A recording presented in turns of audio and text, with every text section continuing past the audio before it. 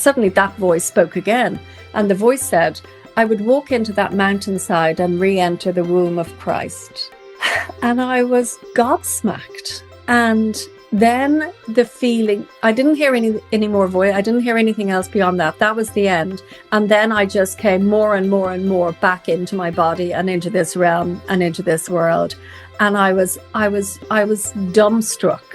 What had happened? How did it happen? Why did it happen? What did it mean? How could I have it again?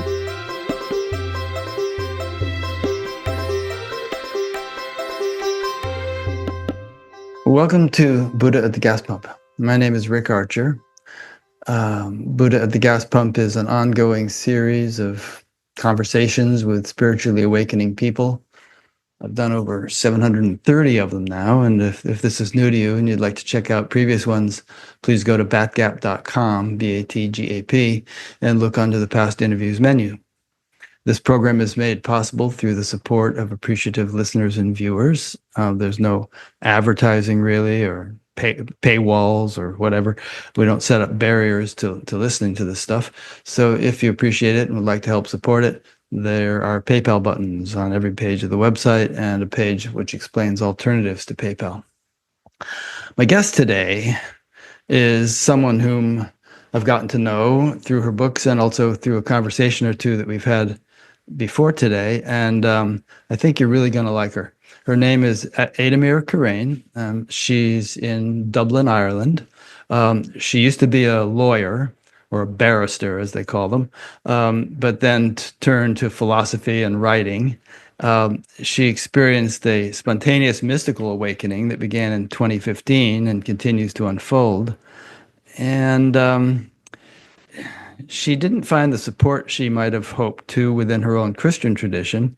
And so she embarked on a very deep inquiry to understand the inner dynamics of awakening, and came to believe in life as an original blessing rather than the doctrine of original sin that she thinks has destroyed our sense of ourselves as sacred beings, at least through that particular tradition.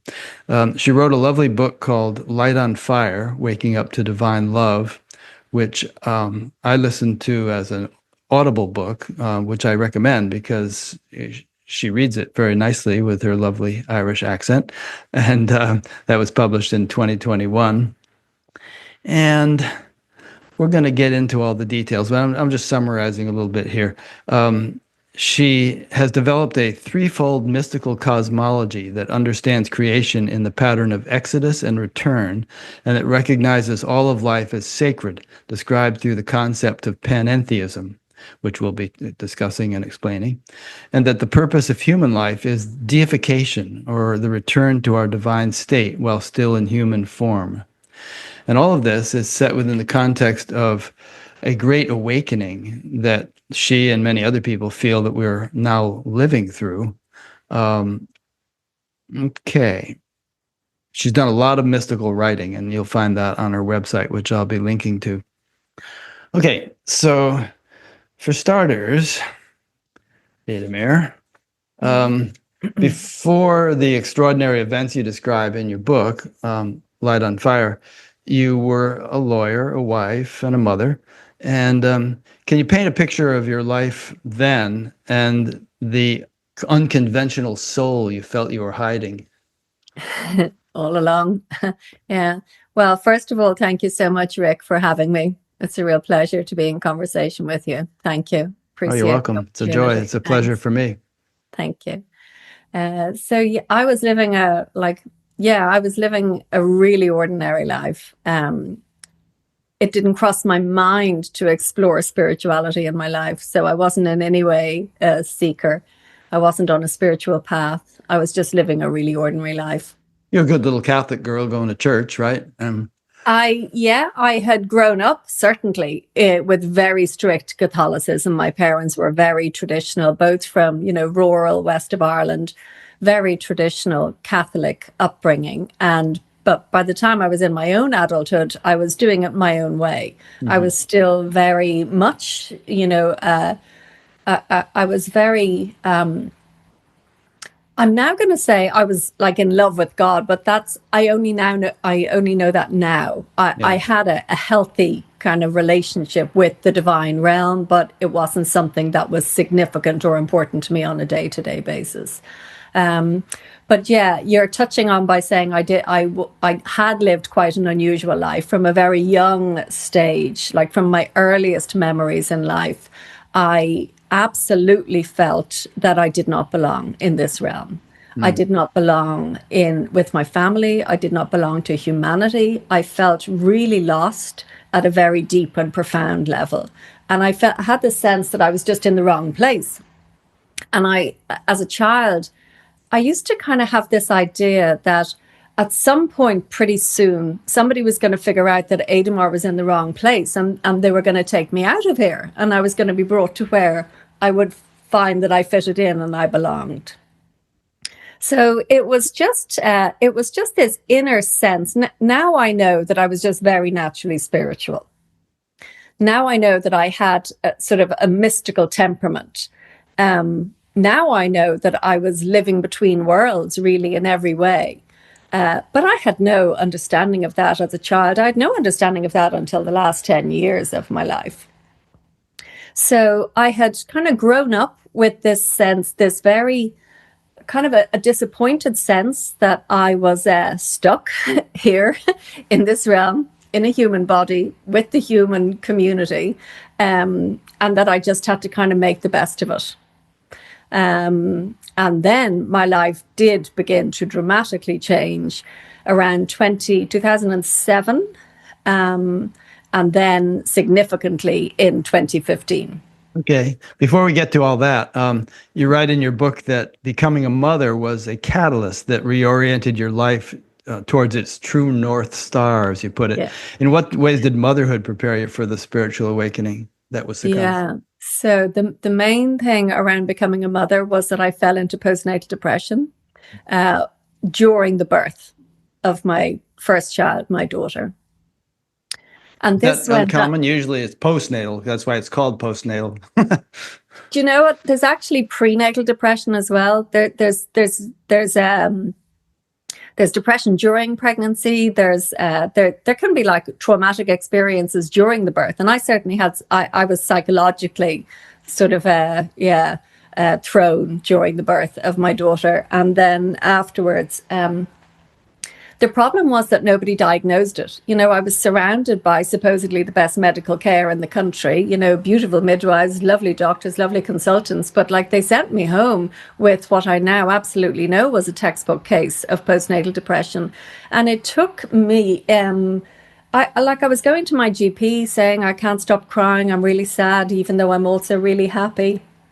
It was a very confusing time for me. I didn't understand what was wrong with me. I didn't know why can I not just be blissfully happy with the fact that I am now a mother, which had been the absolute highlight of my life. It was just really the central thing that I wanted in my life was to be a mother. And now I was a mother, and things just weren't working out, you know, in the fairy tale way that I had kind of anticipated. So one day I was now pregnant with my second child, which is my son, Kuan, and I was sitting in my kitchen crying, just really upset, just kind of despairing and just saying, what is wrong? What is wrong? What is wrong with me? And suddenly I heard an inner voice in my head, and it said, I have postnatal depression. And the most enormous weight just lifted off my shoulders, because now I had a name for what was wrong, and now I could get help. Now I knew, okay, there's a path I can follow to fix this and get myself out of this mess. It must be, I mean, is there any kind of more esoteric explanation of postnatal depression other than it's a hormonal thing that happens naturally, or? Yeah. What? Oh, yeah. I mean, I know there's a number of different ways of looking at depression, but for me, it was very psychological. I think it was touching on the aspect of my life that is the most sensitive, birth and death, or the most sensitive parts of all of our lives. And for me, they have been quite profound. So in my background, I'll just give a sense of how I see the postnatal depression arose in me, and then why it became a portal for healing and awakening.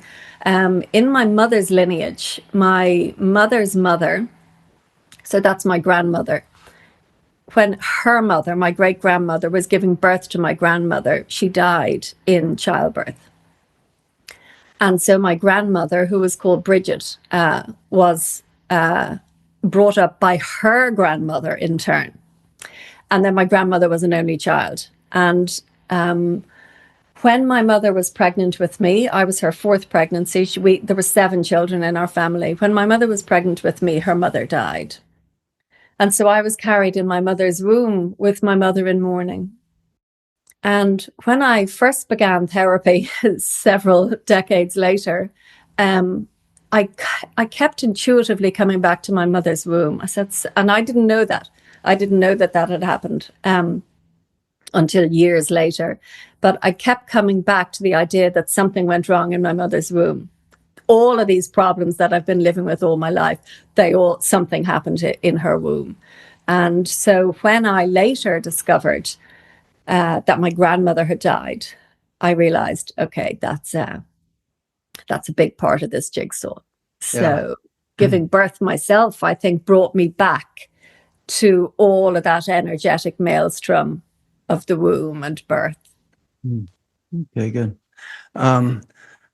Okay, so jumping ahead, what led you to leave your career as a lawyer? Did you enjoy being a lawyer? But you left it to pursue philosophy and creative writing. What were you searching for in that transition? Actually, it was the postnatal depression that prompted me to leave my career as a lawyer. When I went back to work after my daughter was born, I was in a bad way, and it was just incredibly challenging. So when I was pregnant with my second child and coming up to the time to give birth to him, I realized that I really needed to serve myself better this time, and I thought I'll take an extended maternity leave and I'll get myself back on up on my feet again as a mother and begin enjoying this experience and bonding with my children. And once I gave up work, I had turned to writing, journaling, furiously during my time of postnatal depression, which probably lasted for about 3 years in total, I'd say, 2 definitely. And I fell in love with writing. And I loved journaling. And then I started taking creative writing courses, and I was writing anything and everything. And I fell in love with writing, and I thought, wow, I wonder if I could make a career as a writer. And I just decided I was going to make a change. So I never went back to law. And instead I went back to college and I studied English and philosophy, and then a master's in creative writing, all with a view to becoming a writer of fiction. Well, the best laid plans of mice and men, as they say. Yeah. All right. So your spiritual awakening began in 2015, but you describe a powerful precursor to this in 2007. Yeah. And an experience of profound peace and a vision of re-entering the womb of Christ. Can you take us back to that moment and the impact it had on you? Yeah, huge impact. So 2007, my children were still very young. They were born in 2001 and 3. So they were just sort of 4, 5, 6, 7, that kind of age. And I was on our little family was on summer holidays in the west of Ireland. Very, very, very beautiful part of the coast near the Skellig Rocks. I don't know if you've ever heard of them. Have you, Rick? Only from your book, I think. Okay, they're worth looking at online just to get a picture of them. They're really, really majestic. They're quite small, and they're just huge, big, grey, stony peaks that are kind of triangular in shape. And it was the place for, it was a monastic settlement back in the 4th, 5th, 6th centuries. Augustinian monks used to live out there, and they lived incredibly ascetic lives, in the middle of the Atlantic Ocean, living in little stone beehive huts. So it's very majestic. And the west of Ireland, there's a real spirituality to the land and to the setting, and the energy is very liminal. and it's very magical, and it's the part of the world where I always feel when I'm there, it feels like my soul just opens and expands and spreads and kind of comes home to itself. So one evening I was walking along this coastline that I'm describing. And I love to walk in nature, and I love to walk in the evening around sunset. It just really is very special for me. So I was walking along, and I had often had an experience of what I now know is called altered states of consciousness, where I would just become quite detached from this world and sort of fall into not quite a reverie, like I was able to keep living my ordinary life, but my mind was somewhere else, but I didn't know where it was. It was just elsewhere. And this evening, as I was walking along by the coast of the Atlantic, I fell into a really, really, really deep and exponentially accelerating altered state of consciousness, so that on the beach I actually just had to stop walking because I did not know what was happening to me. And I fell into this sense of complete disconnect from my body, the beach, the world, the cosmos, and I felt myself traveling or being brought into a state of profound peace, like beyond anything that could possibly exist in this realm. And it was the most beautiful thing that had ever happened to me. And I often think that it was essentially like a near-death experience without actually dying. Every aspect of this life had just ceased, as if I had left existence entirely. And it was really incredibly beautiful. And it lasted for I don't know, it's impossible to know, but maybe 20 minutes, maybe half an hour, or about that kind of time. And when it began to fade, when I began to feel myself coming back to this world's consciousness and realizing that I was back on the beach and I was back in my body and I was back in this world, I was really devastated, because I thought I want to stay there. I want that to continue forever. I don't ever want that to end.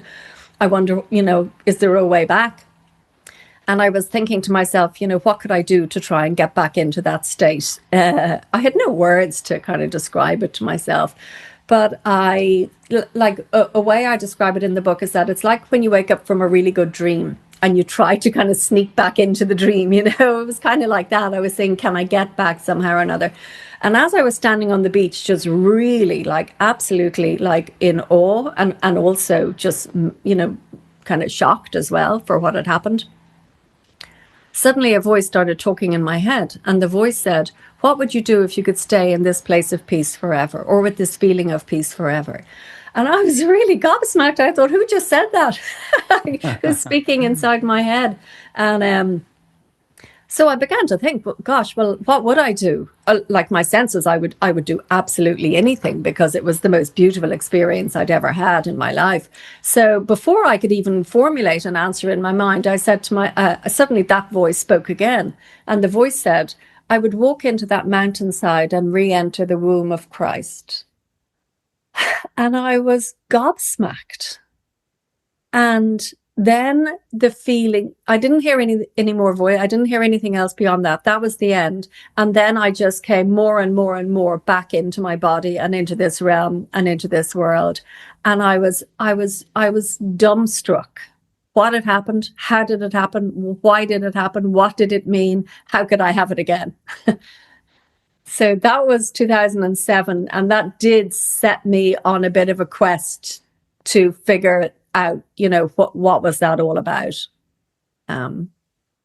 Yeah, I've seen that happen a lot, where people get zapped with some really nice experience as kind of a teaser, a taste of what's possible. Yeah. And then they've got to figure out how to, stabilize it and, make it more abiding. But it's like we're given a glimpse. And sometimes people actually get it from psychedelics or something like that. But other times it comes spontaneously, as you did. Yeah. Yeah. I often think that, the stories of King Arthur and the Knights of the Round Table and the Grail stories. I don't know if you're familiar with them, but I've probably seen some movies. Yeah. I only have a small familiarity with it. But what I do know, what I think happens is that somebody gets a glimpse of the Grail. sort of as a shimmering image somewhere, and they spend the rest of their life trying to find that grail again. And I think that's sort of an analogy. I think that's a version of this. Yeah. Yeah, and in fact, there have been poets. I think I've heard this with reference to Blake, that they have some beautiful transcendent experience, and then they write about it for the rest of their lives. Yeah, without ever really being able to recapture it. Yeah, yeah. Jim Finley has this really beautiful sentence that just keeps me company all the time. He says, sometimes in life, something is given, and you spend the rest of your life trying to be true to that thing, even though you don't know what it was. Yeah. That's and nice. I think that just describes perfectly, this path. Yeah. But I think what you've been experiencing, and what I would certainly advocate, is to, not have it be a one-shot deal, but to, have it recur and integrate and stabilize and become more of a normal state of functioning. Yeah, I think you're precisely speaking to the awakening process, aren't you? Yeah.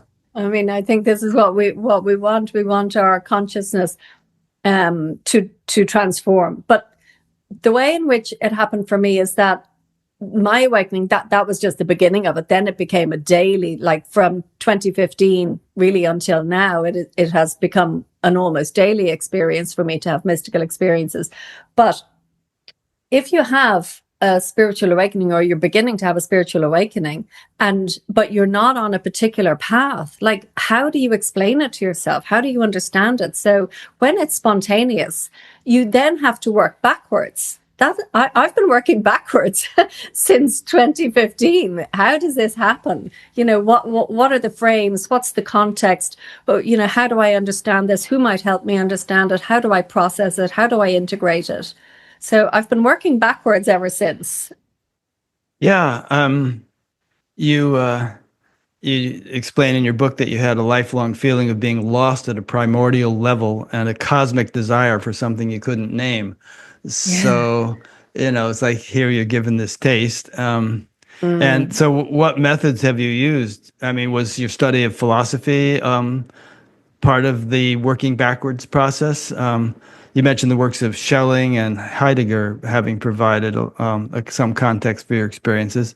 Did their ideas about nature, being, and authenticity help you understand what was happening to you? Yeah, hugely. Yeah, they really did. Yeah. And I was studying these philosophers before 2015. It was just my final year of my philosophy and English degree that the mystical experiences began. So the way in which philosophy first began to help me, and it still helps me, the way in which it first helped me was that it began to explain that lifelong feeling of being lost, and this cosmic desire that I used to feel for something vast and huge that I didn't know what it was. And so the couple of philosophers that really helped were, first of all, Schelling. I remember preparing for a tutor. So he is an Enlightenment philosopher around the late 1600s, early 1700s, I think would be his era.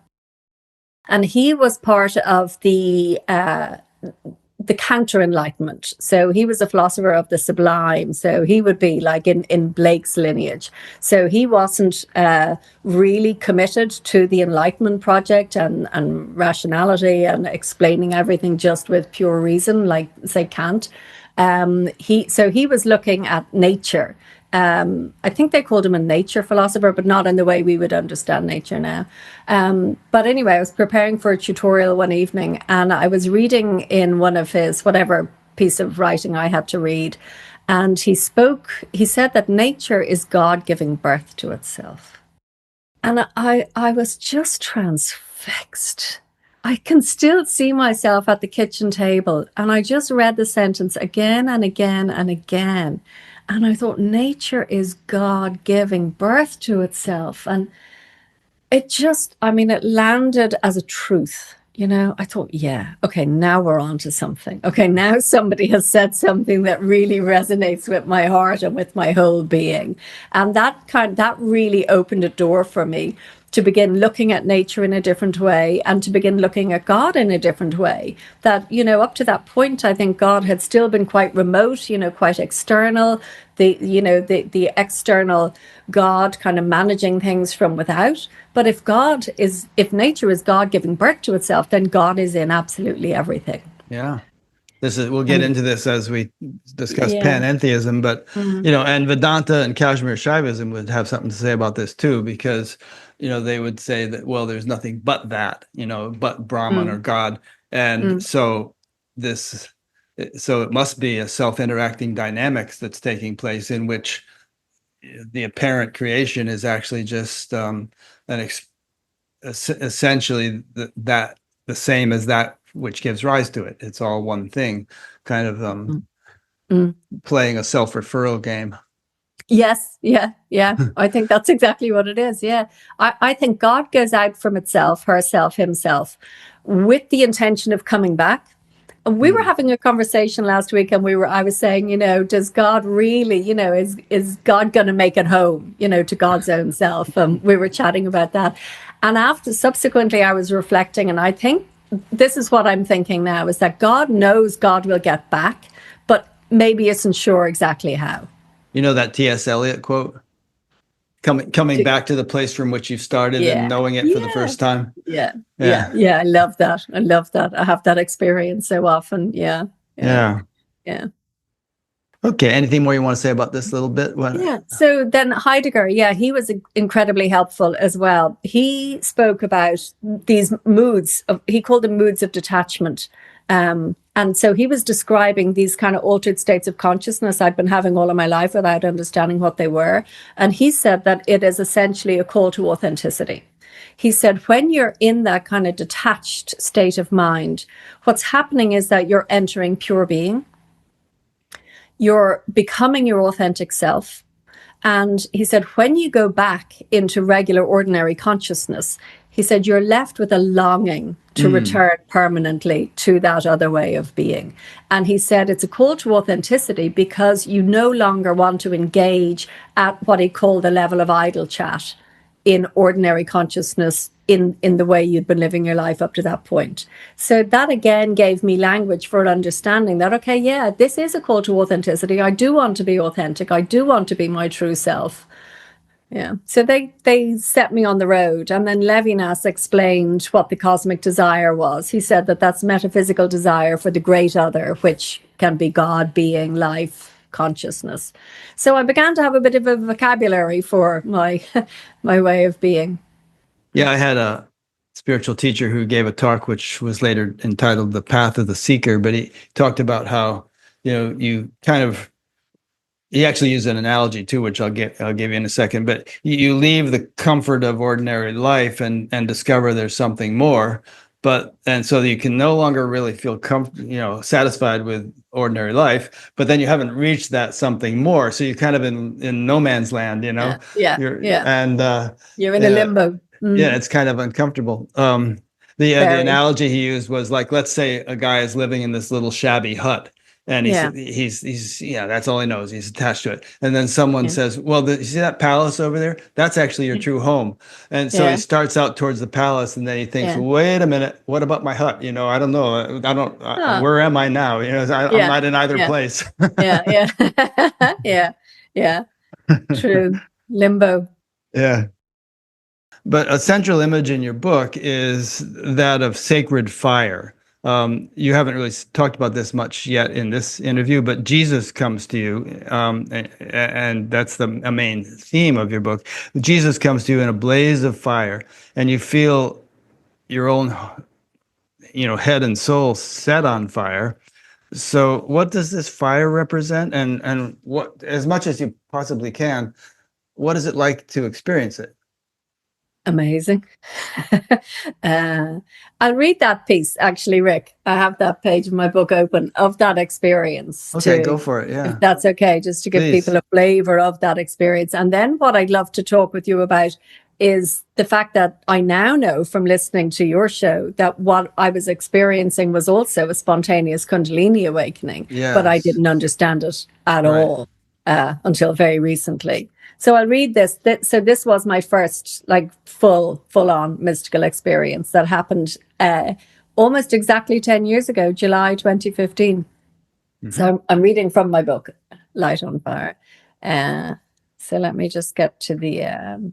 oh yeah, I'll give a little background to this, Rick. When I began to meditate in early 20... What year did I begin to meditate? 2015. Yeah, so this happened 6 months after I began to meditate. When I say I began to meditate, like that's a real overstatement. I hadn't... you just kind of did it somehow. You didn't get instruction or anything, I just sat at my kitchen table and closed my eyes. I didn't have the first clue how to meditate. I barely knew that there was like formal teaching for meditation, but somebody had recommended to me. I was really sad. My dad had died a couple of months ago and I was very heartbroken. And somebody said, why don't you meditate? And I thought, well, okay, I'll try that.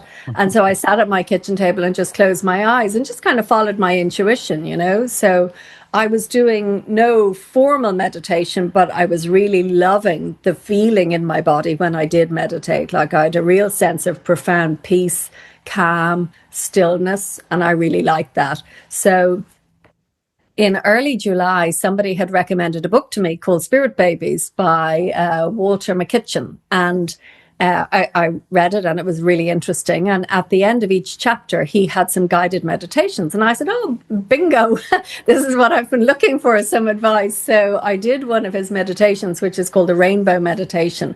And it's a really simple meditation. I mean, there's nothing esoteric or difficult about it. So what he asked, what the instructions on the page were to... Now, I didn't know what chakras were. I didn't know what colors were. I didn't know anything about working with the chakras in the body. But this is what the meditation simply asked you to do, was visualize colors traveling up from the earth, one at a time, the colors of the rainbow.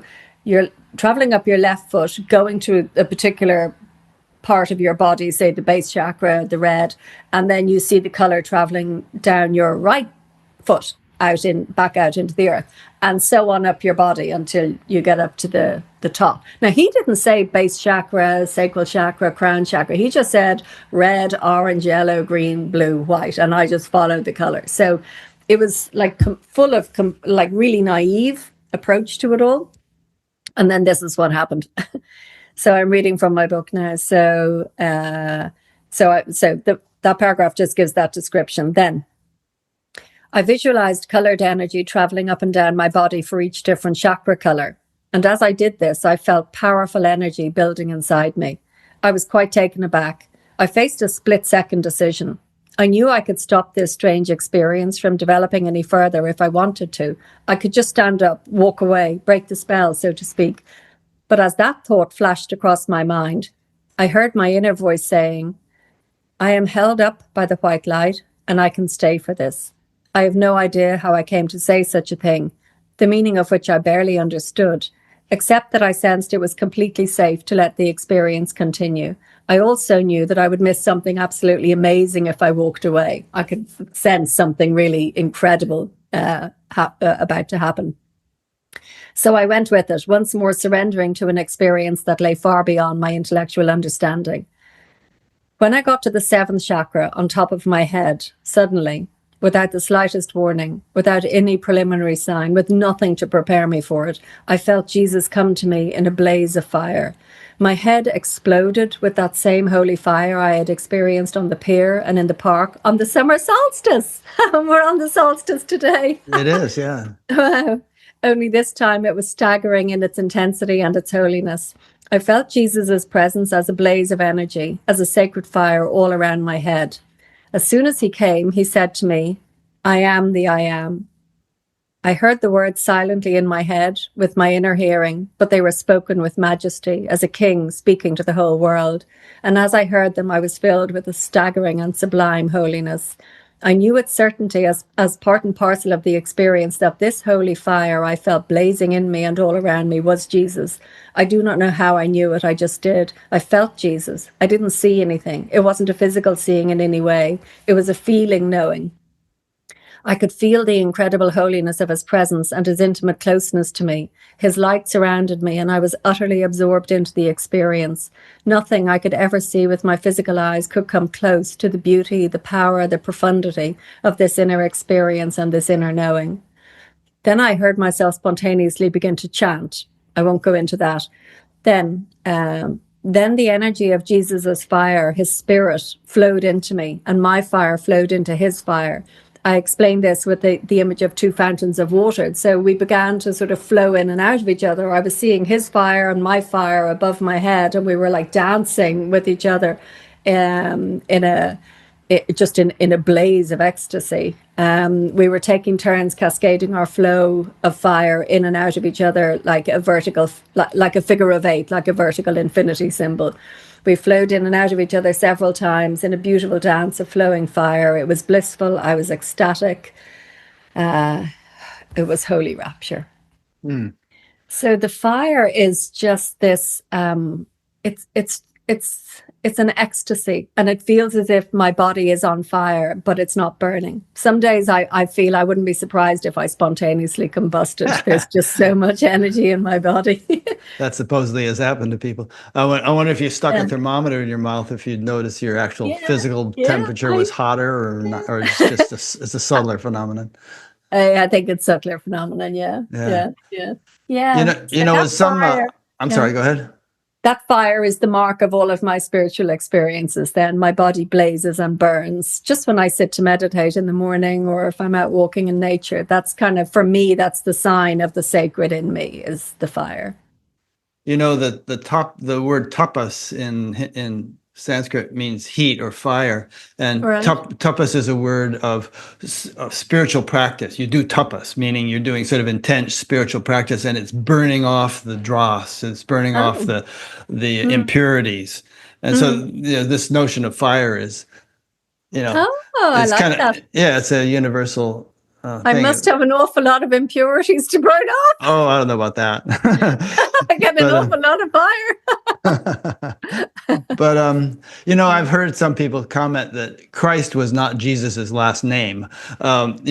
Jesus' name for a man, Yeshua, but then Christ is like Christ consciousness, right? And so your association or interpretation of this as Jesus, you think a Hindu having the same experience might think, oh, Krishna is coming to me, or a Muslim might think, oh, Muhammad is coming to me, or whatever. But you just have this cultural conditioning. Yeah. That's I did read in one book that a mystic, or when you begin to have spiritual experiences, they're always in the tradition that you're familiar with, because it would be meaningless to somebody to be visited by somebody that they just don't know. Some blue guy with 4 arms or something. Yeah, that wouldn't have meant anything to me, really. So I think it's Christ. I love the way Richard Rohr speaks about Christ, the universal Christ, another name for everything, just another name for the sacred, for life, for consciousness, for love, for the greatest thing that you could envisage, Yeah. I bring that up because I've had my fair number of share of encounters with fundamentalists, and it's just not the way I'm wired, that so-and-so is the only way. And in a universe where there are probably trillions of inhabited planets, I just feel like God is not a one-trick pony. I mean, he basically makes himself accessible to people or beings of all sorts throughout the universe through various means. Yeah, I completely agree with you. Yeah, I mean, some saviors might look like some weird octopus or something, but on some other planet. Yeah. If that's the way it's coming through, I mean, we're entering the era of interspirituality. Yes. So it's really important for all of us to realize that there should be no walls between anything. All of these boundaries and identities, I think, just really need to dissolve so that we can open to the sacred flowing between all the different wisdom systems, traditions, religions, mystical, lineages. Yeah. And not to hammer on this point too much, but I think there's a certain egotism inherent in the the emphasis on my way is the best and you're going to hell. It's like, Yeah, yeah. so that church down the street, those guys are going to hell. My church is the only right one, and that kind Oh. of stuff. Oh, it's horrendous. I mean, it undermines in every way the whole essence of the religious instinct and the spiritual impulse, which is unit of consciousness, which is we are all one. If that's where we're truly aimed, to reach that state of consciousness where we recognize everything as our brother, our sister, our mother, our father, our daughter, our child, like the birds, the bees, the planets, the stars, the moon, everything, it's all one. And we won't get there if people just cling to individual identities of their particular path. Yeah. And if we contemplate what God really means or really is, then, absolutely unlimited, just, dwarfing the universe by comparison, if the universe has limits, and all pervading and just so broad and universal and all encompassing that any sort of narrow interpretation or exclusivity is kind of an insult to that grandeur of God. I completely agree with you. I mean, I think God is like, I used to love kaleidoscopes when I was a child. You look in the little thing and you twist it around and see all the different patterns. I think that's closer to what God is than what you're describing. Yeah. Okay, so there was a recurring experience that you report in your book about leaving your body and merging with the divine. Can you talk about what is? I guess maybe that thing in 2007 was like that. Like when you were walking on the shoreline near the rocks, you kind of like, sounds like you totally left, and an observer, I don't know what someone would have observed when you were doing that. Would you have just been standing in a trance, or did you sit down or whatever? No, I stayed standing. Yeah. Okay. In a trance, probably. Yeah. Yeah. So what is it like to lose your sense of small self and become one with this blazing light of love? Oh, it's the best. It's just wondrous, Rick, the joy. I don't know. Have you ever experienced this, Rick, in your journey? Yeah, I suppose I experience it to some degree every day, but it's not like on steroids like your experiences are. All right. Yeah. I mean, you're just really pulling out all the stops. So you are familiar with it, and I think anybody who's on a spiritual path has had a taste of it, and so what it's like is like. So if I sit in meditation, and I still don't have a technique, I just sit and close my eyes and fall into a sacred space. Seems like you're doing something right. Something getting your money's worth out of it.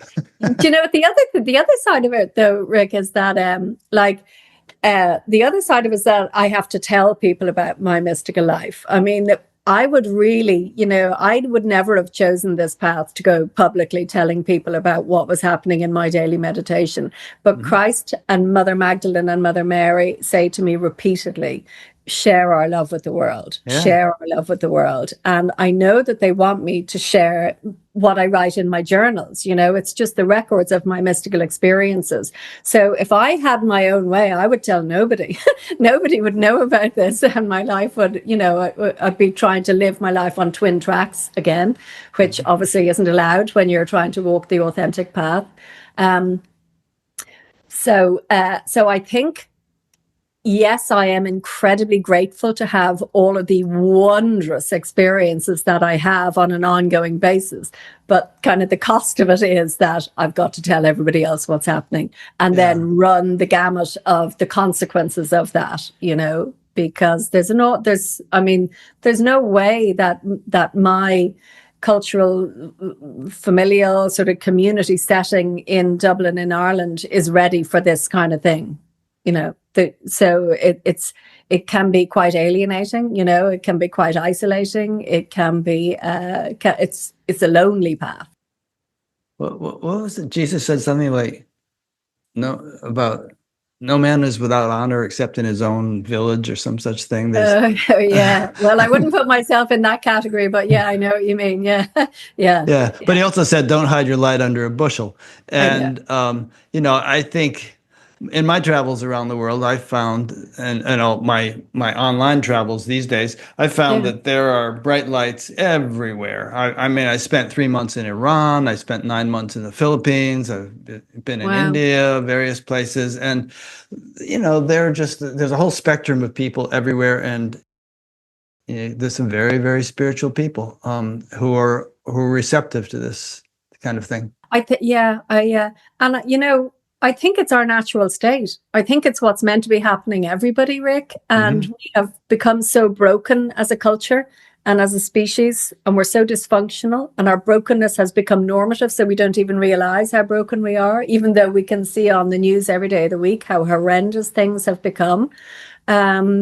But nonetheless, I think our natural state is actually to undergo this spiritual awakening and rise towards unitive consciousness as much as we can. So, yeah, I really hear you that there are lights lighting up everywhere. And that's part of the Great Awakening, that it happens spontaneously all over the planet. Yeah, we're going to talk more about this Great Awakening as we go along. And I'm not saying that some people are special and everybody else is, yeah, not at all. Riffraff. I mean, because everybody has the same potential within them, no matter how dark or confused their life may seem to be. Yeah. So, a couple of people that I would share this with, some of them might say, wow, I'd love that. I'd love that. I'd love it. And I think, like, are you prepared to really give up your entire life for this? Like it costs nothing less than everything. Jim Finley says that. He says, it costs nothing less than everything. But now I've added on to the end of that for myself. It also promises nothing less than everything. So there is a glorious kind of flip side to it. Can I tell you something that's on my mind about leaving my body?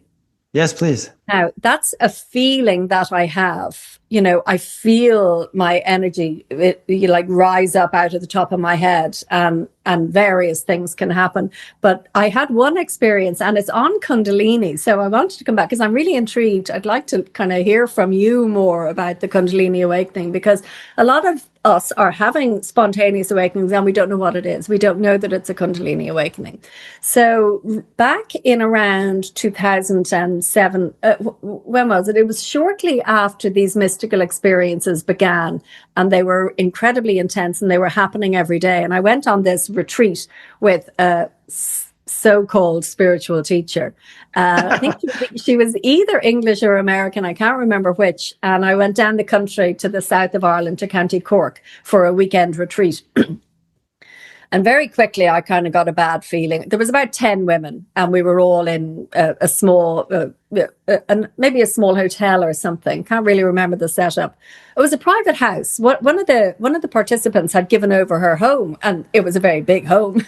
It was lovely, and I didn't really like the woman's energy, and I was a bit on red alert. Like, this isn't really great. I don't really like this. But anyway, we did our first meditation and we lay down on the ground, and she guided us through a visualization. And there was really there was music playing, which I subsequently discovered was intentionally trying to work on our energy field. I don't know if you've ever heard anything about that kind of. Oh, well, music certainly does that in various ways. Yeah, good or bad.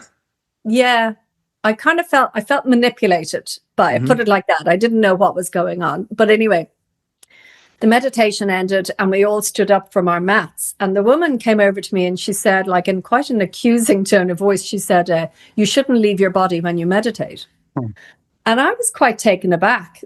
First of all, that she obviously has psychic clairvoyance, that she can see this. But also, I didn't understand fully what she meant, that I was leaving my body, but I felt kind of affronted.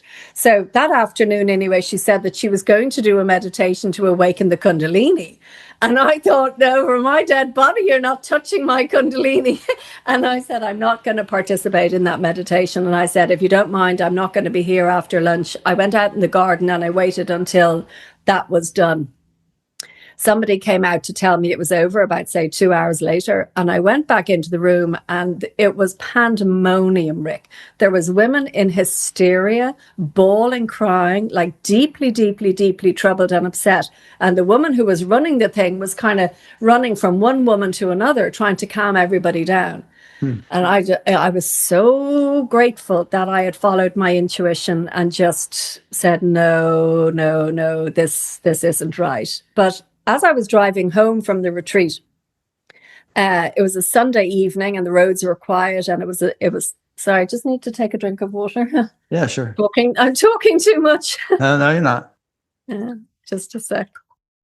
I think even just talking about that experience actually is not nice. Thank you.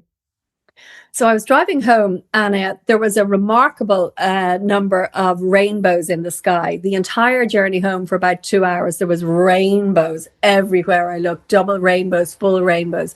And one rainbow lasted for an entire hour.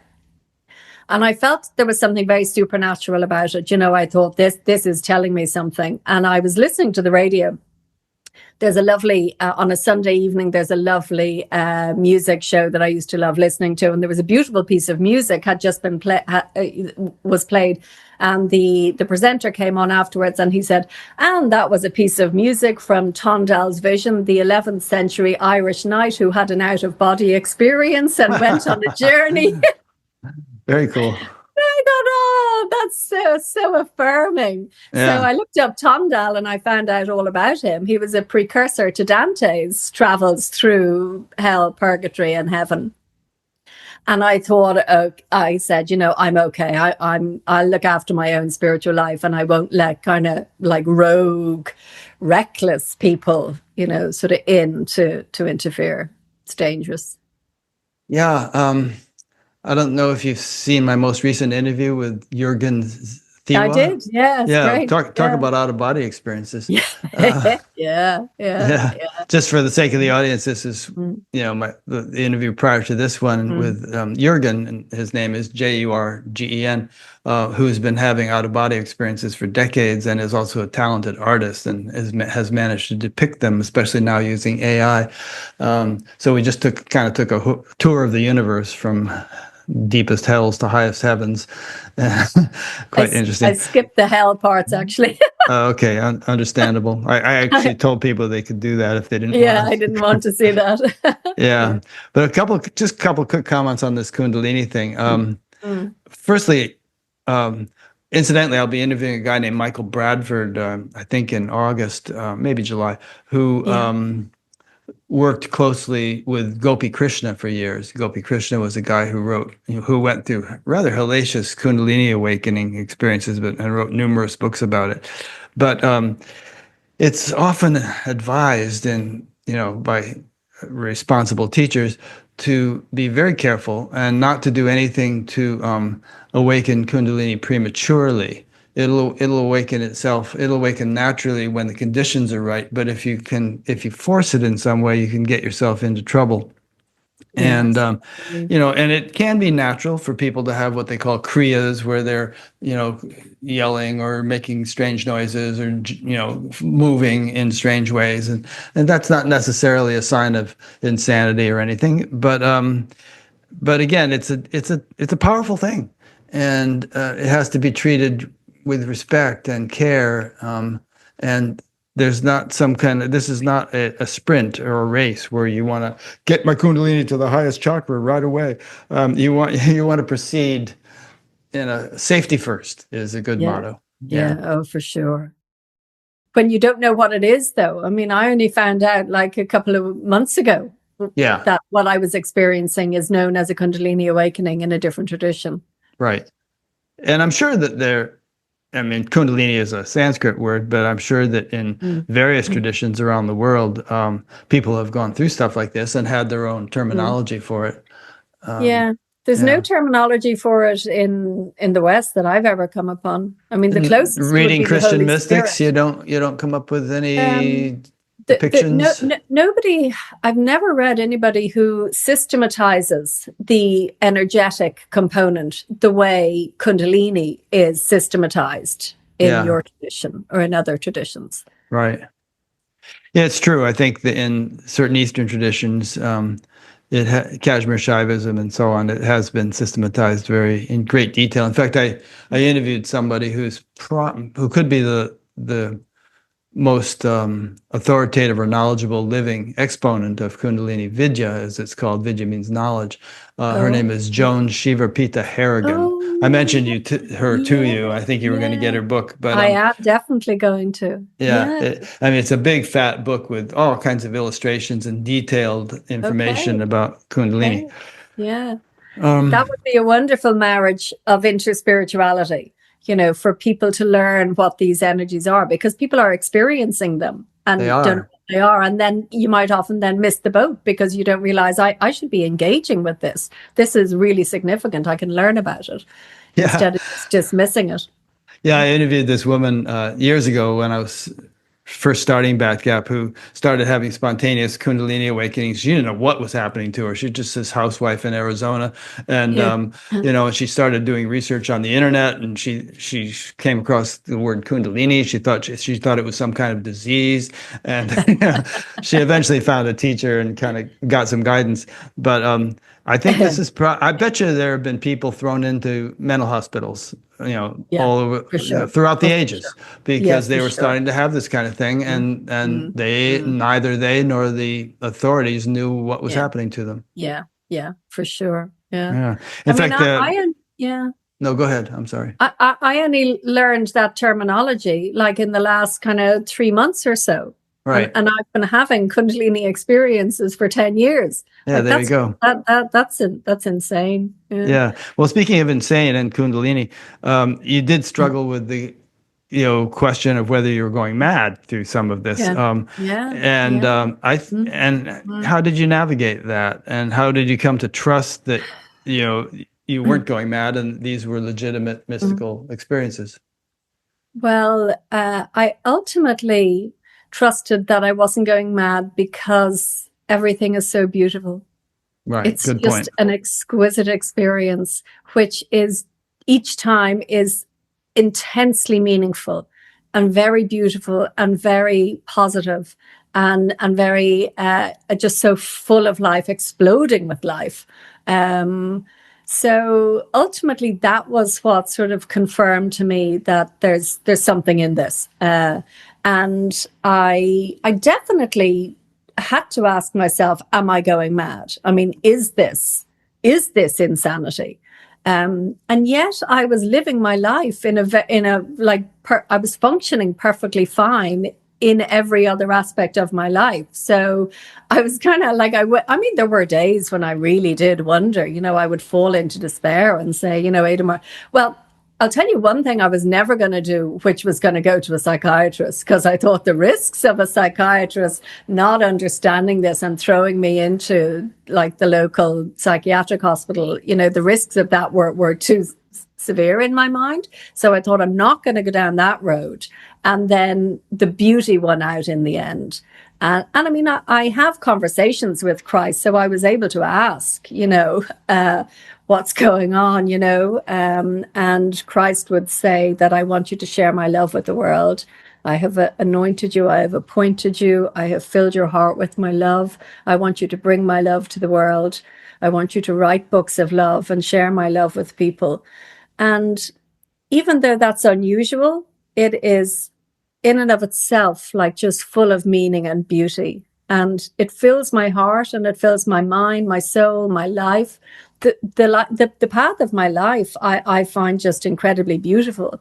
So committing to the path really sort of showed me that I was on the right path. Yeah. And there is a thing where people on a spiritual path can get mentally unstable because there's a whole kind of restructuring that takes place in your neuropsychology, neurophysiology. And it can, and so again, there's a need for a certain reasonable pace, not pushing it too hard, and integration at every step, stabilization. So, I mean, I've seen it happen, and I've actually had tasted it myself to varying degrees, where you can just Oh, get kind of kooky, when you're doing a lot of spiritual practice, and some people have been had to be hospitalized or drugged, or have jumped off buildings and things like yeah. that. So, I'm just putting that out as a caution. Yeah. I agree. When I've been reflecting on it, I think that there are three possibilities when visions begin. Hmm.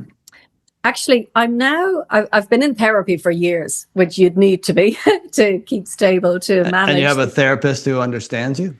I have recently, in the last 6 months, started with a Jungian psychotherapist. Now, Mm. the therapist before that did also understand, but now I adore Carl Jung. So I've with a Jungian therapist, and so she is completely at ease. I remember saying to her, how come you just take all of this in your stride? And she said, well, like, I'm a Jungian therapist. I wouldn't be much good if I wasn't able to be comfortable with visions. So, just in discussing it all with her, I've identified that there's three possibilities when the visions begin.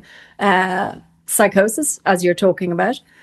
Then the other extreme negative response would be inflation, which people they call identified. You're identifying with your visions, and you suddenly begin to think that you are divine, or you're God, or you're some holy being walking the planet. So they're the two extremes. But then there's a middle road, and the middle road is just the middle road is the path of transformation. So if we can engage just steady as you go, one foot after the other, trying to make sense of what's happening and trying to let the visions work on us. I mean, this is another big thing that I've really realized only in the last couple of months. The visions themselves are fully intelligent.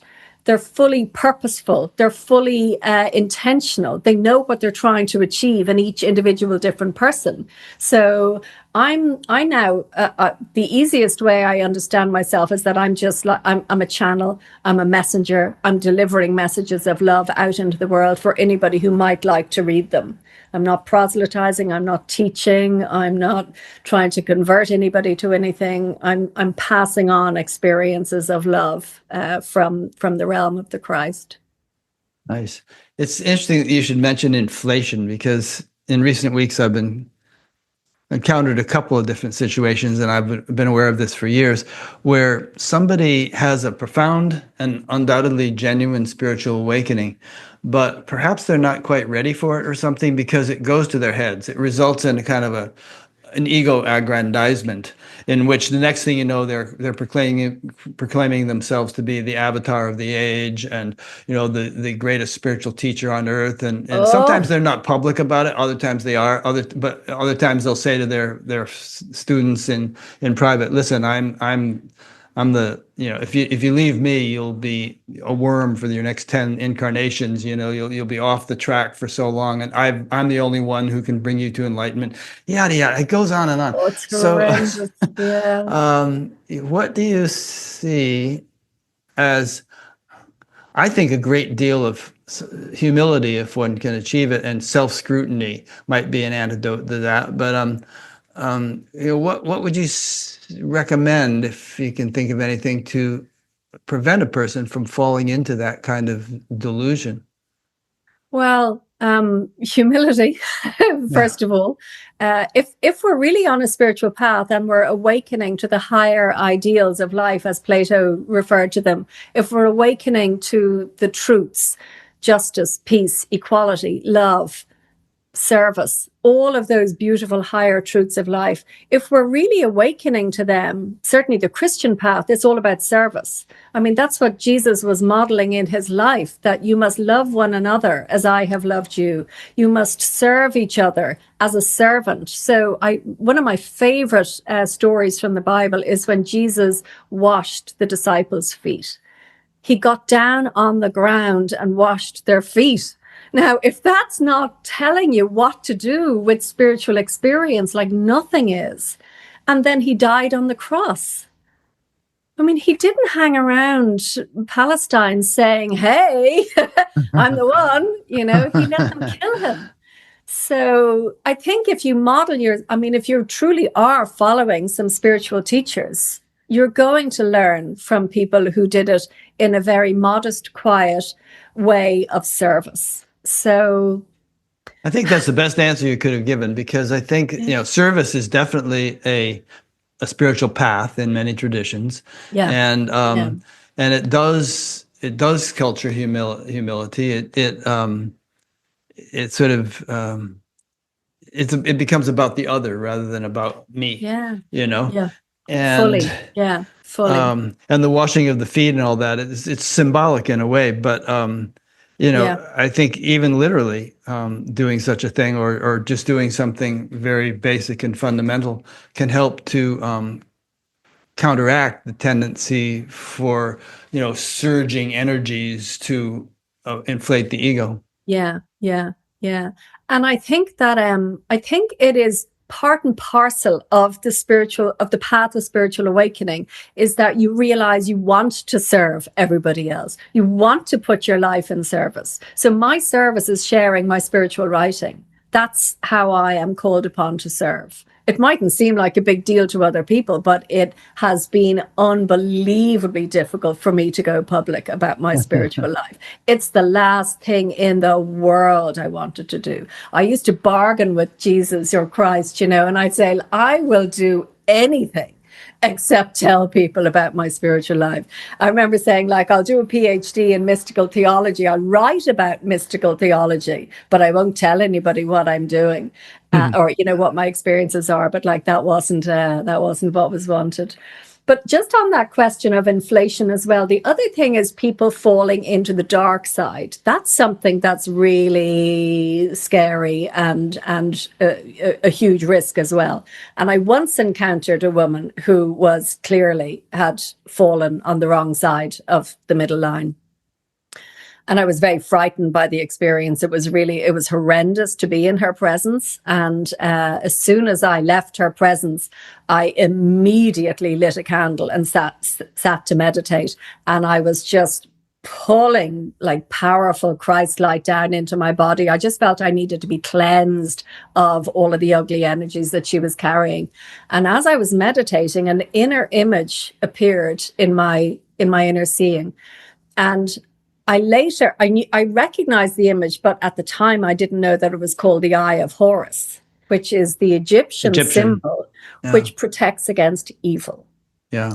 And that just spontaneously arose in my inner seeing. And that shows me then, well, first of all, I was very grateful because I felt that I was now safe and protected and cleansed. But it also shows, again, the weaving of the different traditions that came in to show me that I was now safe, I was protected. Yeah, a couple of thoughts on that. I think that in a way, like in a war, if the soldiers are in the foxhole, they're kind of safe, but if they pop their heads up, then they can be shot. Yeah. And I think in a way, like stepping forward as a spiritual teacher can make you vulnerable. It's like you almost have a bullseye on your chest or something, and negative entities or forces which don't want you to do that could try to knock you back. Right. Yeah. Wow. Yeah. That makes a lot of sense. Yeah. Yeah. And then just yesterday, I was listening to a podcast, and this guy was saying he visited India, and he discovered there was this temple where they explicitly worship demons.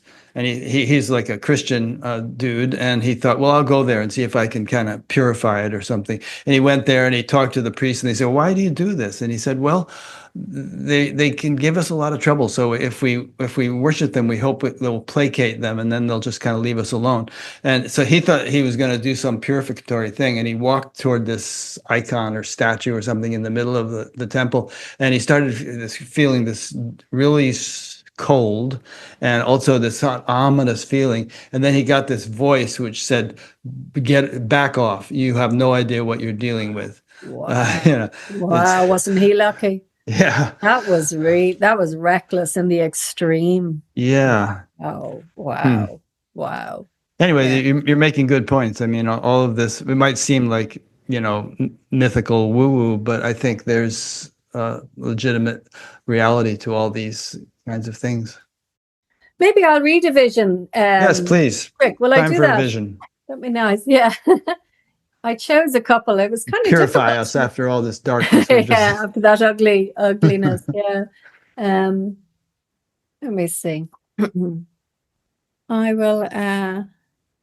Okay, so I have my on my website. I'll read a couple from my 2 or 3. I'll start with one, and then maybe another one. So this is a locution. So a locution is sacred speaking. So as much as I have visions, I also hear, and sometimes can be in conversation with Christ or Mother Magdalene or what divine being presents. So one day, so my visions come in so many different circumstances, like whenever I fall into a state of real stillness or peace, clearly like the veil thins and I begin to have visionary experiences. So that happens quite a lot when I'm getting body work, whether it's craniosacral or acupuncture or when I used to do yoga, it would happen as well. So any time that I'm really stilled. So one day in craniosacral I heard Christ saying, I am the enunciation of love. Announce my love. So announce, ANNOUNCE. Yeah, announce okay, my good. love. Yeah. So here's just a short piece then. So this is from April in 2020, and this is what I heard Christ saying to me. Tell them I am love. Tell them I am love. Tell them I am nothing but love. I have appointed you to speak my holy name of love back into the world. I've anointed you to speak as a messenger of my love. You are a channel of my love, chosen to deliver my message of love to the world. Do not worry about those who will not listen, but share my love with those who are hungry for my love. My love is the food of life. I have filled you with my love that you may share it with the world. Speak my holy name of love back into the world that I created in love. This is a book of love that I have asked you to write in my holy name. My name is love. I am love. Oh, so beautiful, Rick. I got goosebumps just reading it. Wow. Nice. When you have that kind of vision, try to describe it. Like if I were to have that kind of vision, would I be actually hearing an audible voice as if there were a person in the room speaking to me, or is it a thought in my mind? It's a completely inner hearing. Okay. Yeah, completely inner hearing. I guess the closest analogy would be if you were having an imaginary conversation in your mind, which we all do all the time. Right. Except this isn't. This isn't an imaginary conversation. I'm in a meditation, and I've fallen into stillness, and that would be preceded by the experience of the sacred. You know, I would be aware that the Christ was present. I would be aware that the energies had become really incredibly sacred. Maybe there's fire burning in my body.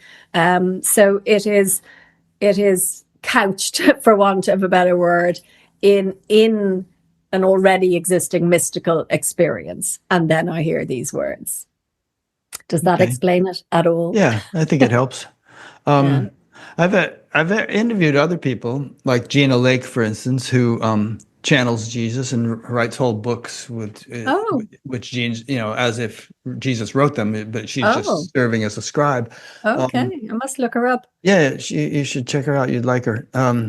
She and others too, Mary Magdalene, and people kind of. It gives you the feeling that these higher beings, or whatever you want to call them, are just looking for opportunities to communicate with humanity through whomever is capable of serving as a conduit. Christ said to me once, he said, wherever I find an open heart, there I enter. Yeah, there you go. Yeah, they really are looking for us to cooperate in our own unfolding, in our own awakening. Like, we're so kind of bloody minded as humans, that we're so closed to the one true path of life, which is the path of deification and awakening and the return to love.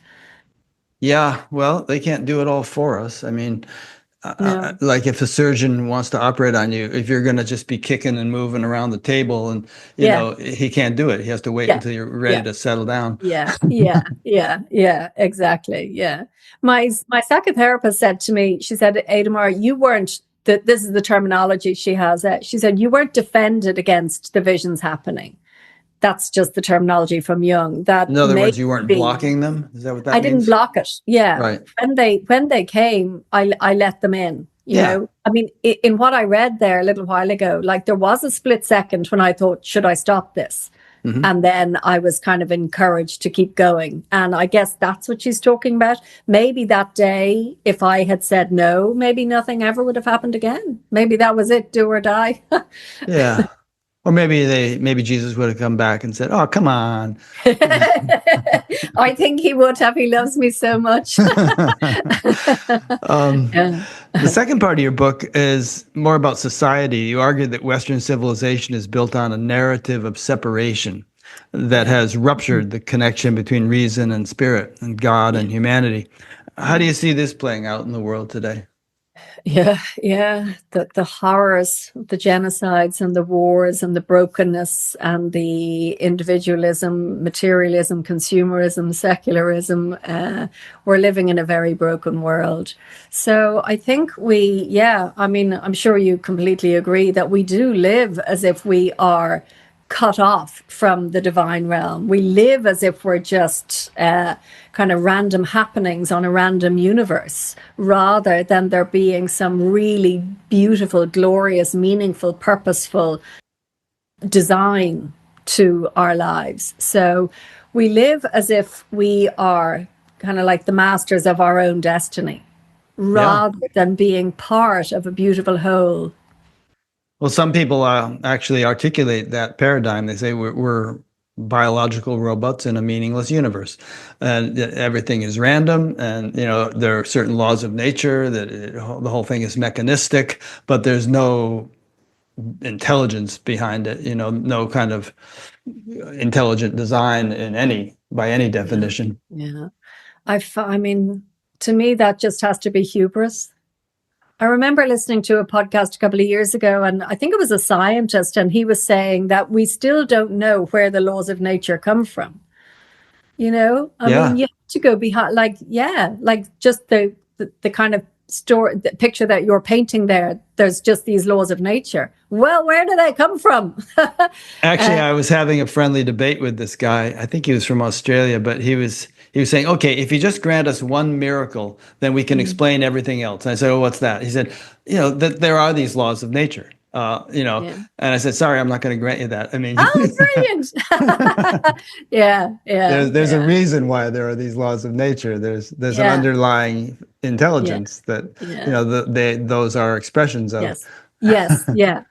I remember I was very lucky several years ago to attend a fabulous conference in Dublin. There was 8 Nobel Prize winners speaking. It was to honor Erwin Schrödinger, who was an Austrian physicist who was the precursor to Watson and Crick and DNA. And so there was a huge gathering in Dublin. It was co-chaired by or co-presented by Trinity College Dublin, which is one of the great universities in Dublin. And so they were talking all about the Big Bang. They were talking about consciousness. It was really exhilarating. Like, it was mind-blowing listening to these brilliant people. But one of them, a lot of the talk was the Big Bang and consciousness, and do we create it, or are we like an antenna, that consciousness comes in. Transmitter, receiver kind of thing. Yeah. And one of them said, they were talking about the Big Bang and where did the particle come from, which banged during the Big Bang. And he just said, now, I don't know if he was being like actually joking in retrospect, but at the time I took it in all serious. And he said, well, science doesn't know where that particle came from. We think it just spontaneously appeared. I thought, are you telling me with all of your science that we're to buy that the particle just appeared? Didn't have anything better to do. It just kind of came along. I mean, the way I look at it is, you don't have to go back to the Big Bang. You can just look at a blade of grass or a mosquito or anything, and imagine, and just think about what you're looking at. Think about if you have a microscope, look at a single cell and watch how it functions, and you think this could not possibly be random and accidental. It's not little billiard balls running into each other. There's this intelligent orchestration of everything, and then the whole universe is like that. No matter how far out you expand, even if you go to intergalactic space where there's nothing there's photons whizzing through, and all kinds of laws of nature in play. So the whole thing is just one ocean of intelligence. Oh yeah. Oh, completely. I completely agree. You've mentioned before about like even seeing God, like at the genius of the divine mind in a pile of dog poop. Sure.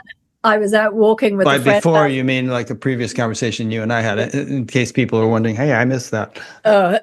I was out walking with a friend last weekend in some beautiful woods in Enniskerry, and there was a big pile of dog poo in front of us, and it was covered in flies. And my friend said, "Dinner for the flies." So I told her what you had said. Yeah, it's true. Yeah. Reminds me of a movie called A Bug's Life. So there's this cafe, and this waiter comes out with a little platter of poop, and it said, "Who ordered the poo-poo platter?" And all these flies go, "Meow." Yeah, there you go. Yeah. So the brokenness, just to come back to that question, Rick, this separate, that we do live as if we're separated from the divine, and we live as if we're just random particles spontaneously big banging in our individual little lives. But the essence of, so one of the big things from philosophy that has helped me to kind of begin to find frames for understanding the path of spiritual awakening and the path of life, is the axial age, to talk about the first axial age and the second axial age. So what I learned in philosophy, and I find this like really, really, really helpful. So hopefully it might be helpful to people listening who mightn't have heard the idea before. In the 1960s, a German philosopher called Karl Jaspers, he looked back over history and he recognized that over a 600-year period between 800 and 200 BCE, he said during those 600 years, he said that consciousness itself transformed from the mythic, animistic state of consciousness to rational, intellectual, scientific consciousness. And he said that happened spontaneously in a number of different geographical locations around the world. And he said it was profound and it changed everything. And he called it an axial shift, like as if the earth had tilted on its axis. It was so profound. And that was the beginning of the rational, intellectual way of understanding ourselves, the scientific model, the rational, intellectual way that we live now. That came to dominate the way in which we live our lives. And my sense is that, and we're now in the second axial shift. That's just been recently recognized over the last couple of decades that it's as profound again. We're going through another profound shift. So in as much as consciousness changed profoundly from myth and animism to the scientific way, we'll call it, we're now shifting from the scientific way to the spiritual way. That's the shift that's underway. And the path through that shift is spiritual awakening. So individually, we have to awaken if we want to kind of stay on track with evolution itself. And collectively, we need to awaken as a species. We need to grow up as a human species, like the Wilbur Combs lattice, like the two sides. Like we start off at kind of a primitive tribal, and then you go up the left-hand side to rational, intellectual, and the highest point is unit of consciousness. And so humanity itself has to grow up as much as an individual human has to grow up from being a child to an adolescent to an adult, and then hopefully ongoing adult development at a psycho-spiritual level. So this is what's playing out at the moment, that life itself is, consciousness itself is trying to shift into a new gear. It's trying to shift from rational to spiritual, from logic to love. And a whole new way of understanding ourselves and being is what's being offered by evolution. It's like being offered on a planet, particularly through spontaneous spiritual awakenings that are happening all over the planet, as you're saying, as you said at the outset. This is the invitation of life at this time that we're alive. Do you want to get on board with evolution? Do you want to stay the distance and continue to live on this planet? And be a flourishing species, or do you all just want to kill yourselves and kill each other? Well put. Now, obviously, throughout history, there have been difficult times. Life used to be very short. I mean, people would be considered ancient if they lived to 40. Um, and Yeah, there have yeah, been yeah. plagues and wars and, Mm. famines and all kinds of difficult Yeah, things throughout yeah, history. yeah, yeah, And so, yeah. sometimes people say, "Oh, the world is such a mess these days." Mm, Well, if you mm, study history, it seems like it's always been a mess. mm. But um, but perhaps we've reached a point at which, it's become more critical. I mean, some say that we're in the sixth great mass extinction, and this is the first one that's human caused. Others were due to asteroids Yeah, and things like that. natural events. Yeah. Yeah. So, Mm. what would you say? And as you just said, there seem to be spontaneous spiritual awakenings taking place all over the world, and facilitated in part by our modern technologies, such as the internet. Yeah, And for sure. I don't know Mm. if that had been the case 500, 600 years ago. Probably not. I'm sure there were some. But so, what would you say is what in current affairs, current events, is characteristic of a spiritual awakening taking place? And it wouldn't necessarily be good news stuff. It could be upheavals that are actually symptomatic of Yeah. a major shift taking place. And how do you have any conjecture as to how it might play out? Um, well, first off, the first part of it is I completely agree that the horrors that are unfolding across the planet are the other side of the Great Awakening. So one era is dying, and that is always like Kali in that tradition, that's destruction and chaos and darkness and everything falling apart.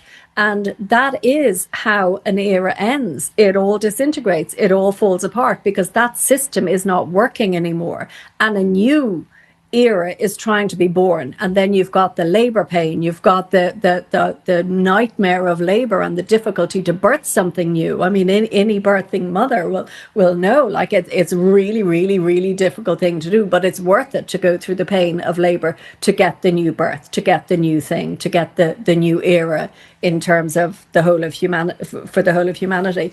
So I think that we are seeing hopefully it couldn't get much worse, like led by humanity, the horrors in the world, the genocide, the appalling wars, the famines that are being inflicted on whole peoples. I mean, my heart just breaks day after day. And and yet I'm hopeful. Yet I just think there is so much beauty being offered to humanity that it doesn't matter really that the leaders of some of the biggest powers in the world are, to me, agents of evil. It doesn't actually matter because on the ground, the majority of human beings want a more beautiful world. Ordinary people like you and like me, and what each of us individually does matters, and it counts and it contributes. We're all trying to weave a new cloth for humanity. We're trying to weave a new consciousness. And I am. I mean, it can't come any other way, Rick, except through individual human beings playing their part, doing their thing. So even though I don't know why I'm still hopeful, I just am because I know what's offered. I know the bliss and the ecstasy and the love of unit of consciousness. I know what it's like to be in a place of love temporarily, unfortunately, and then I have to come back to this realm. I know what it's like. I know what's being offered. And I just can't believe that we will continue to turn our back on it and not accept the gift. Yeah, well, I'm also optimistic. Oh, I good. My concern just has always been like how much chaos do we have to go through to get to the other side, and what can we do to make it smoother and to minimize the chaos? Yeah, And yeah. it kind of seems like we're taking one step forward, two steps back sometimes, and not we're pulling out of climate agreements and things like that. There could soon be large swaths of the earth that are uninhabitable during the summer. Major cities that have to be evacuated or something. Anyway, you know, Yeah, it can be very depressing, but I think the thing is not to give in to the despair because then we're not helping. The other thing that I might just as a comment say is that it's really important for all of us to remember that we carry our karma with us through lives, and that each of us has lived horrendously in previous lives, inflicting pain on other people. I don't know, do you know Brian Weiss's book, Many Lives, Many Masters?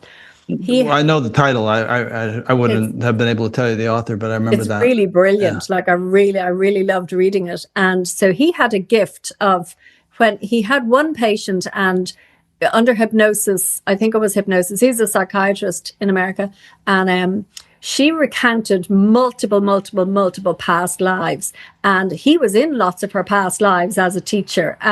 But one of the things that, sorry, he probably had other stories in his books as well. But the point was that, say, for example, like the Nazi German in one lifetime is the Jewish victim in another, and a Palestinian victim in another, and a perpetrator in another, just to use that one line. It's one that comes to mind from it. So there's I think it was Richard Rohr talks about spiritual narcissism and righteous activism. And I think there's risks for that. I think there's a lot of room for humility around all that's wrong.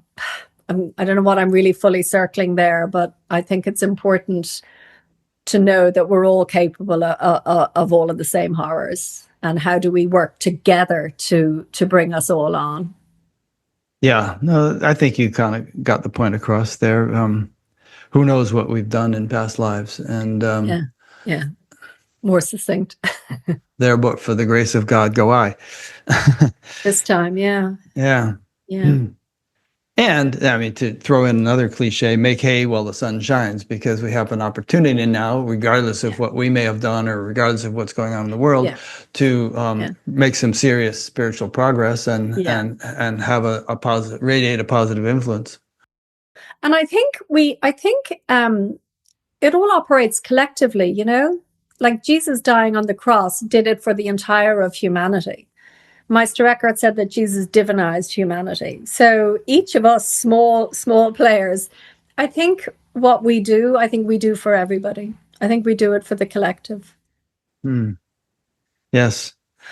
Yeah, that's an interesting point in itself, that inevitably everything is completely interconnected, and every thought you think, every action you perform sends out a ripple of influence to the whole universe, really, but especially this planet. And so when I heard a great quote from who was it? Aldous Huxley recently. He said, all these problems, the wars and famines and diseases and all this stuff, those aren't problems. Those are symptoms. They're symptoms of our underlying failure to be self-realized, or whatever actual terminology he used there. But, if we could achieve that, these other things would stop manifesting as they do. Yeah. Oh, that's so true. Yeah. The horrors that we're seeing now absolutely are symptoms of a very broken world for many, many centuries. Yeah. It's nothing new. I mean, you can trace it right back, Yeah. And, imagine if, like we were talking earlier about how maybe Jesus and some of these higher spiritual beings are looking for opportunities to tune into receptive individuals here and there. But imagine if all 8 billion of us, or maybe at least 7 billion, were receptive in that way, and they could tune into all of us in that way. Imagine the world we would manifest. Oh, well, that's the plan. I mean, that's what's being offered, Rick. I mean, I have absolutely no doubt. I'm sure you agree. Like, that's exactly what the hope is, that we will, all 8 billion of us, start living beautiful lives in love. I mean, I do think that it's meant to be heaven on earth. I mean, I do think that awakening is meant to happen here and now in this realm. And I think if we don't do the work of it here, there's not a magic button that happens when you die that your spirit suddenly gets upgraded. Like, oh yeah, you can go into the white light. You got to do the work here and now. Yeah. But but heaven on earth, I think, is entirely possible. It's just, and if we don't like the way the world looks, it's just the reflection of 8 billion people in a rather undeveloped state of consciousness. And if more of them could develop, then we would have a different world automatically. My garden, and I have a little garden out here, and my flowers and a few little trees, and the joy that they give me is just incredible. And just in terms of like the collective, like every morning I sit outside and I have a coffee, like no matter, like for the whole year. um and I just talk to the flowers, and the roses are in bloom now. I have 4 different rose bushes, and each of them bloomed in the exact same week, just about 10 days ago. It's just so remarkable. And they're not even like the same species of rose. So when I go out into the garden, like I greet everybody. I greet the sun, the stars, the sky, the trees, the planets, the earth, Mother Earth, and I just offer thanks.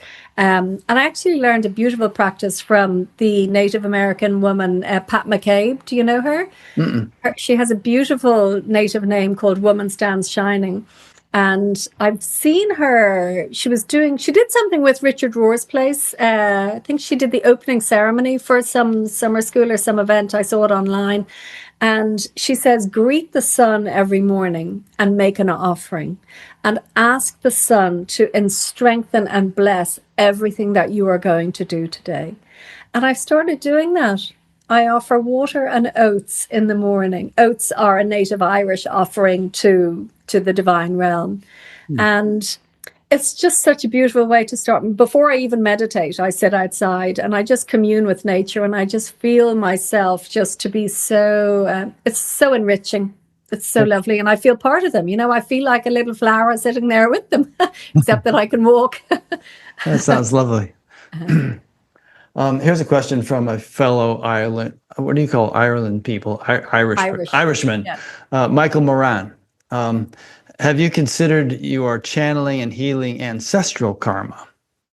In my spiritual lineage, I do, not particularly in my personal lineage. So if I can answer it in that way, I discovered that I have a number of different types of visionary and mystical experiences. And after my book, Light and Fire, came out, I began a whole new kind of wave and style and type of experiences began.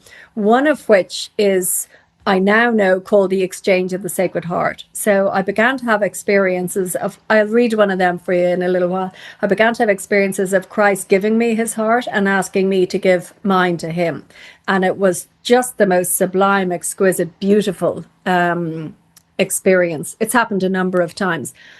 Then by chance, I was reading Wendy Wright, an American academic, actually, and she mentioned Exchange of the Sacred Heart as a mystical lineage, and I nearly jumped off my chair, and I said, oh my God, that's what happens me.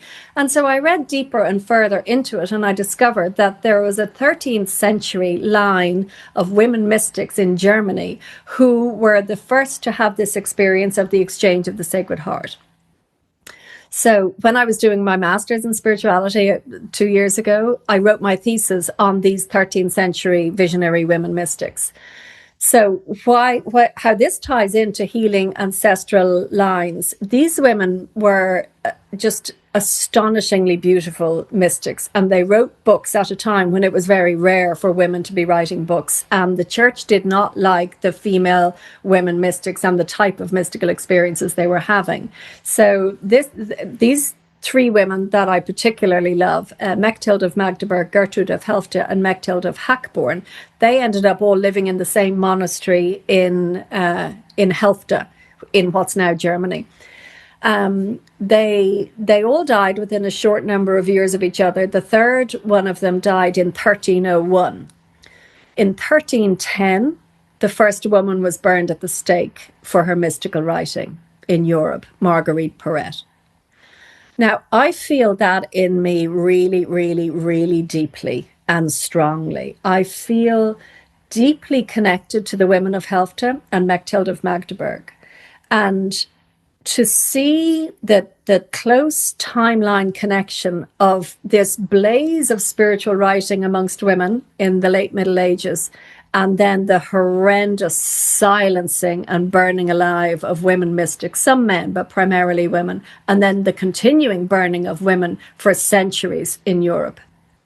So I do feel where I feel a healing is happening through what I'm being asked to do with my life is that my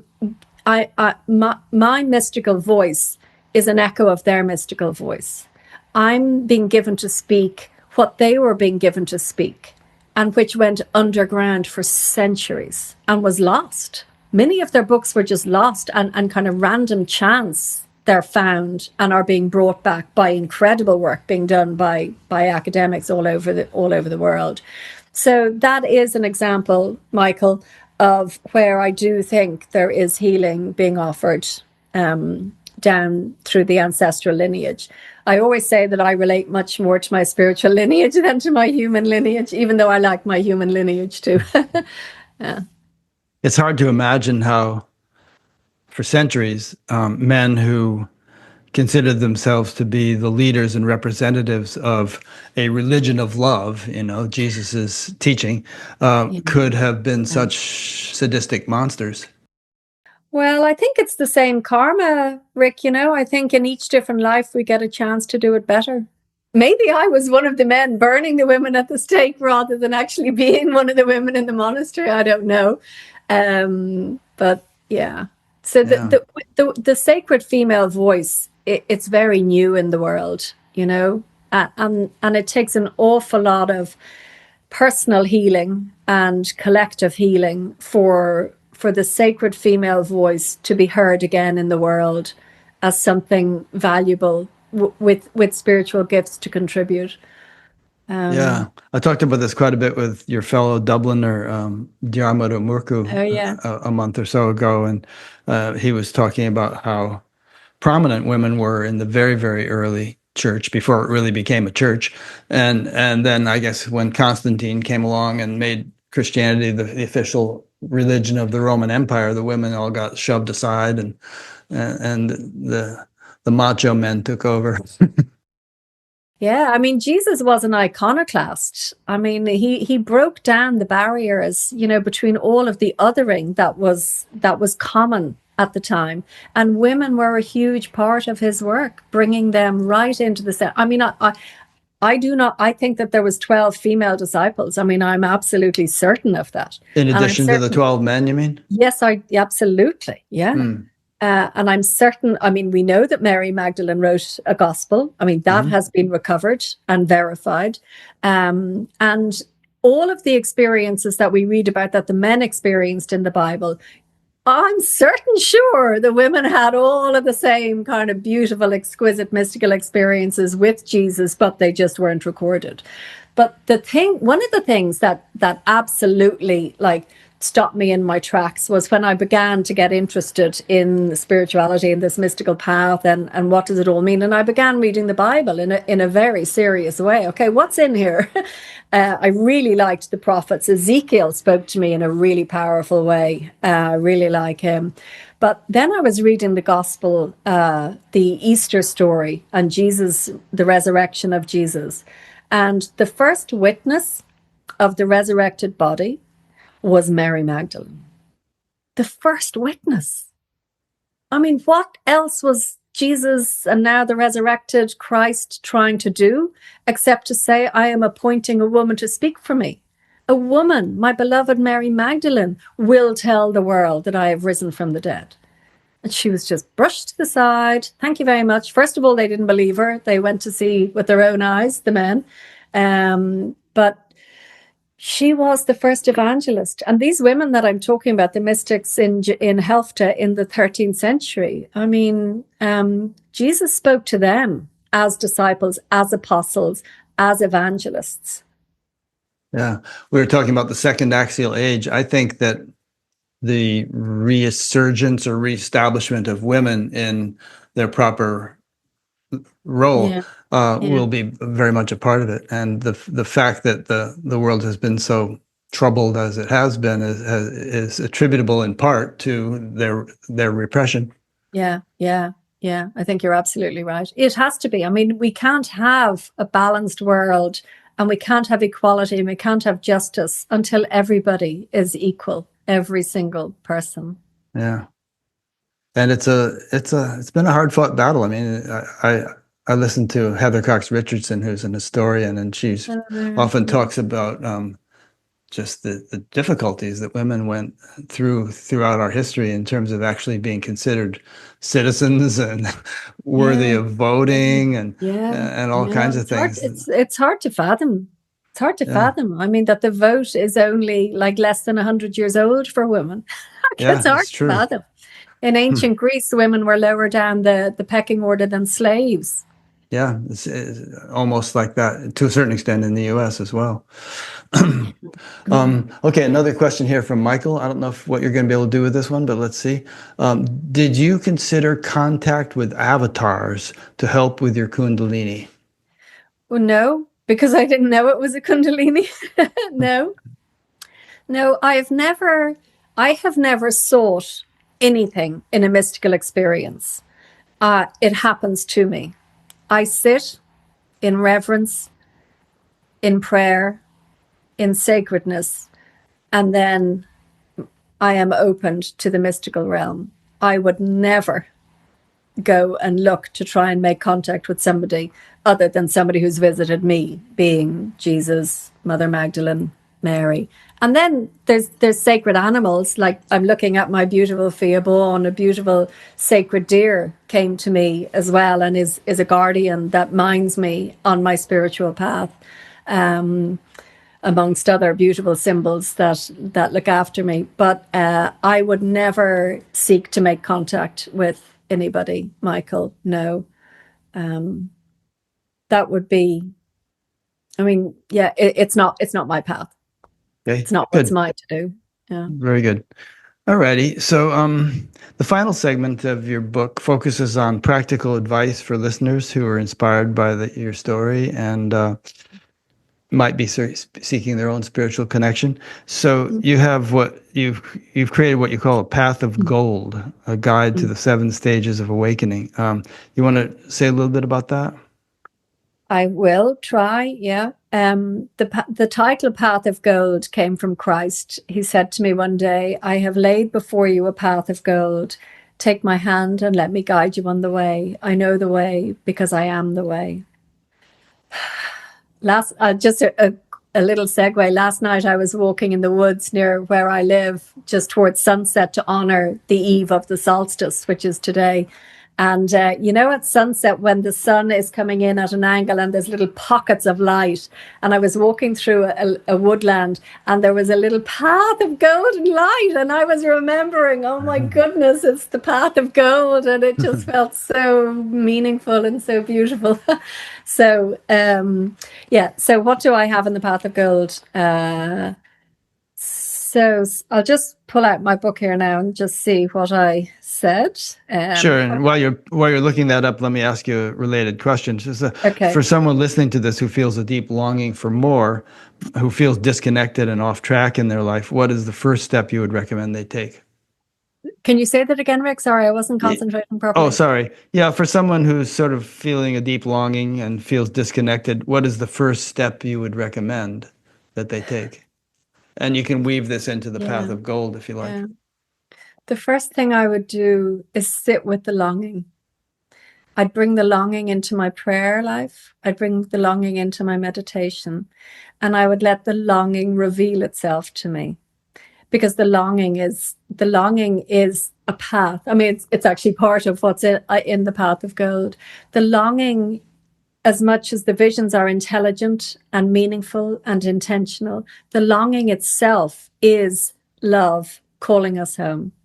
So if somebody has this longing in their heart, talk to the longing, bring it into meditation, and just be curious and say, show me, guide me, help me, reveal, tell me, teach me. I remember interviewing a woman named Mary. I'm not remembering her last name. This was years ago, but her theme was, what's in the way is the way. Yeah. I mean, Rumi, who was writing at the same time as those women mystics I was just talking about, and we all know his exquisite, beautiful mystical poetry and love poetry. He has a beautiful poetic expression for saying that the longing that we feel is the longing that's longing for us. that it's reciprocal and it's mutual. So if somebody is already feeling that longing in their heart, it is the very presence of love expressing its own longing in us. So it's very beautiful. It's a very beautiful part of the journey to feel that longing. So would you say, for instance, that if the longing is uncomfortable, rather than trying to distract ourselves by going to a movie or something, tune into it, and even if it becomes more uncomfortable, feel it even more acutely. Yeah. And that will help to kind of like break through. Yeah. Yeah. You know, Carl Jung, who's been a great teacher to me, he talks about adopting the symbolic attitude to everything that meaningful that happens in our life. So to engage with it in an intelligent, open, curious way. So, for example, to take it into your morning sit in your meditation and to set the intention, I would like to engage with this longing. I'd like to learn more about it. And also the bigger question of, I would like to engage with my spiritual path and my spiritual awakening. And let the longing speak to us, and it can speak in words, can speak in images, can speak in feelings, can speak energetically in our bodies. And say, for example, if somebody was going like I do, say for body work, for acupuncture or craniosacral therapy or whatever, bring that longing to all of these moments when we're seeking integration and healing in our life, because they're the times that we're opened up. They're the times of stillness. That's when the veil thins. That's when we're in a healing space. And I think that's the time to ask the big questions. So. Okay. Let me just have a quick look to see what's on the path of gold. So, okay, yes, 7 stages. So 7 stages, of awakening, and following this is the path of gold. So I'll just read out the 7 and then see if I have any comments on any of them. So, the first one is the call to awaken and to interpret the signs of spiritual dis-ease. So that longing that can be uncomfortable is what I would call spiritual dis-ease, not disease. And so there is a call going out in every second of every day from the divine realm to every human being, trying to invite us into the awakening. So it's to hear the call to awaken and engage meaningfully with the signs of spiritual dis-ease or a spiritual invitation. To take the journey within, just to commit to the inner life, to let go of the external, inauthentic, vacuous, empty world that is out there and commit to the inner journey. Just go inside.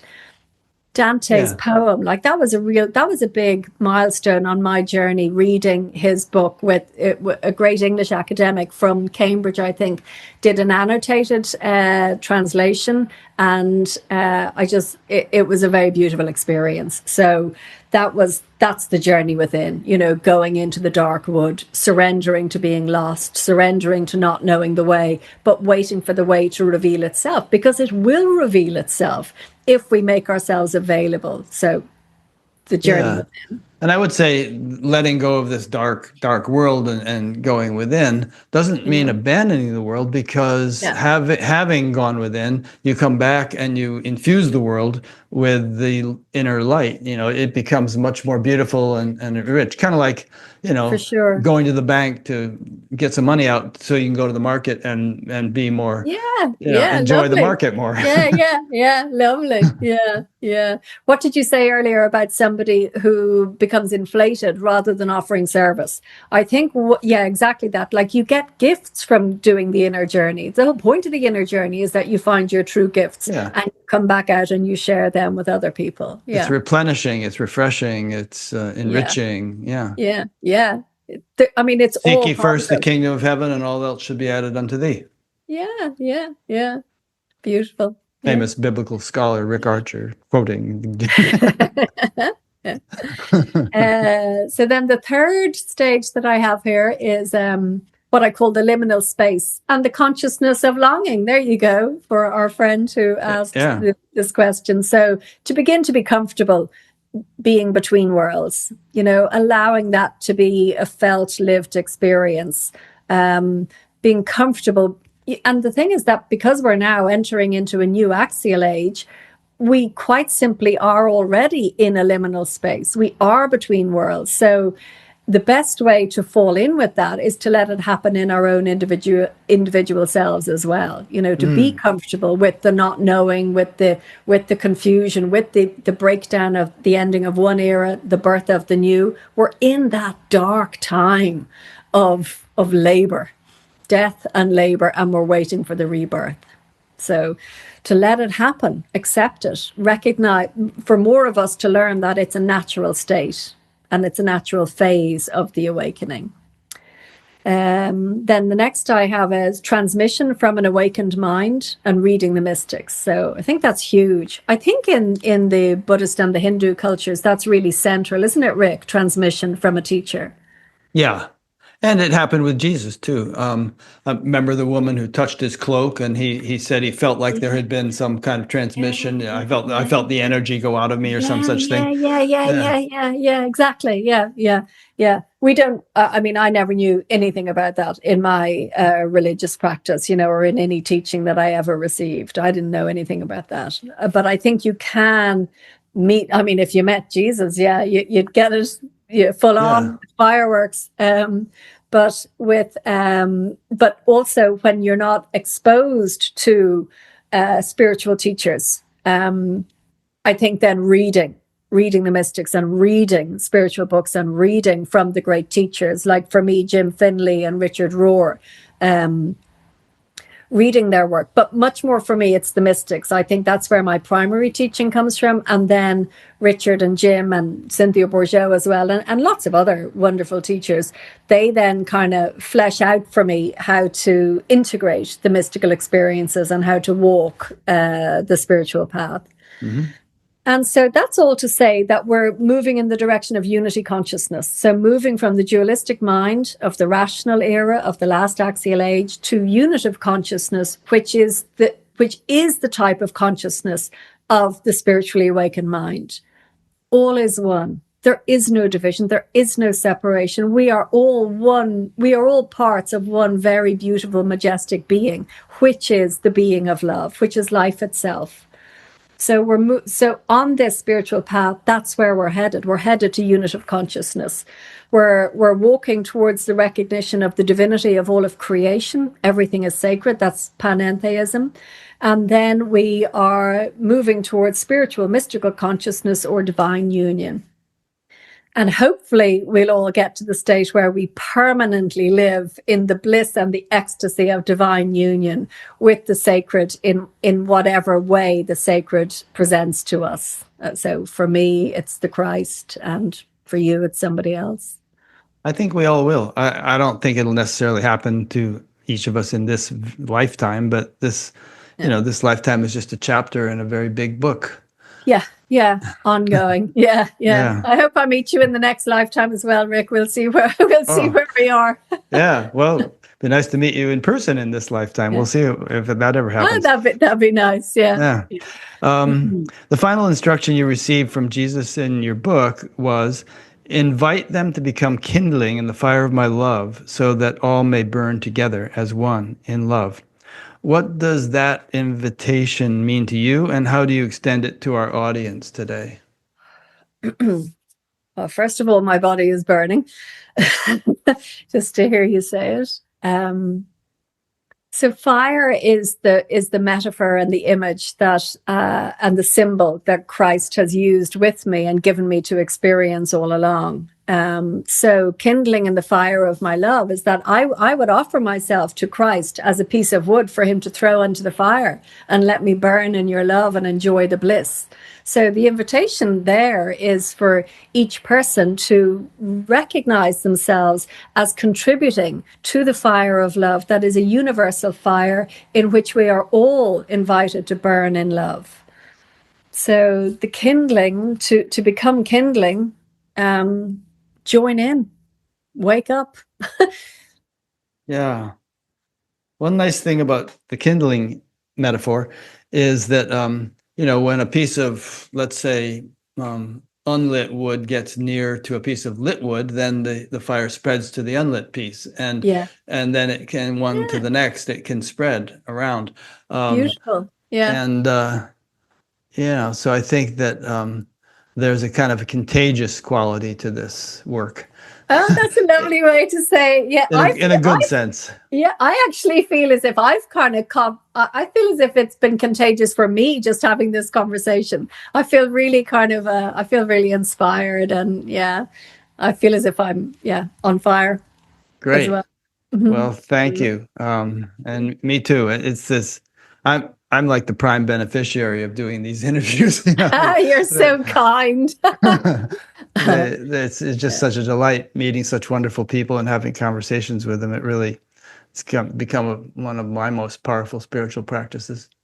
Well, it's incredible service that you do, Rick. I mean, I guess this is your incredible path of service. I mean, you put wisdom out into the world, for all of us to listen to, as we go through our lives. I've been really benefiting from listening to an awful lot of the conversations. Thank you for what you do.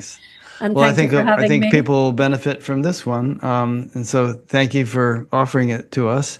And I'll have a page on BatGap, like I always do, about this interview, and it'll have a link to your website and to your book. And thank you. And I'm happy to upgrade that from time to time, like if you write a new book or announce some event or something like that. Oh, thank you very much, Rick. I would say for people to go to my website, because I have put a huge number of my visions directly onto the website, just in chronological order, transcribe my journals. I'm trying to give it all away for free. I'm trying to make it accessible to people so that people can use them on their own spiritual journey and see if anything touches them. I mean, it's a gift that I'm giving away. It's my service. So it'd be good if you could, I'll give you you could just link to the vision pages on the website. And that's my gift to the audience. Yeah. Yeah. And thank you to whoever is here listening and watching and in the future.